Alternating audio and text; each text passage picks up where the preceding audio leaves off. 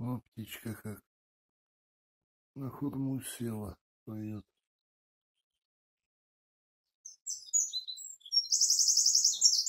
Да, вот это вот прекрасный звук. Не то, что в городе машины гудят или кричит кто-то, или музыка, сабвуфер.